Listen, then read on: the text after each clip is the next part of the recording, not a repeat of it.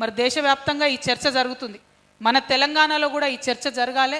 తెలంగాణ నుండి మనం ఒక ఒపీనియన్ ఇవ్వాలి కేంద్ర ప్రభుత్వానికి అన్న ఉద్దేశంతో ఇవాళ ఈ రౌండ్ టేబుల్ సమావేశం ఏర్పాటు చేయడం జరిగింది. ప్రత్యేకించి మన తెలంగాణలో ఉన్నటువంటి అన్ని కులాలు, ఆ కులాల కింద ఉండే ఉపకులాలు, వాటి డేటా అంతా తీసుకొని తెలంగాణ జాగృతి నుండి మేము కేంద్ర ప్రభుత్వానికి ఒక రిపోర్టు పంపాలనే ఉద్దేశంతో ఉన్నాము. అందులో మీ అందరి మద్దతును కూడా నేను కోరుతా ఉన్నాను. వాస్తవానికి ఇది ప్రభుత్వాలు చేయాలి. కాంగ్రెస్ ప్రభుత్వం ఇనిషియేటివ్ తీసుకొని మా దగ్గర ఉన్న కమ్యూనిటీస్ ఇవి, వీటి కింద ఉన్నటువంటి సబ్ కాస్ట్లు ఇవి, మరి ఈ డీటెయిల్స్ అన్నీ కూడా మీరు ఇవ్వండి అని కేంద్రానికి ఇవ్వాల్సినటువంటి అవసరం ఉంది. వారు ఆ అడుగు వేయడం లేదు.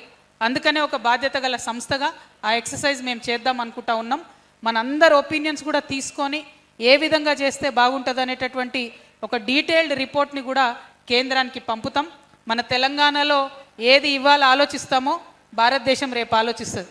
So Telangana thinks first, India follows next. కాబట్టి ఈ రౌండ్ టేబుల్లో తెలంగాణ నుంచి మనం ఖచ్చితంగా మన బలమైనటువంటి ఒపీనియన్స్ ఇద్దాం.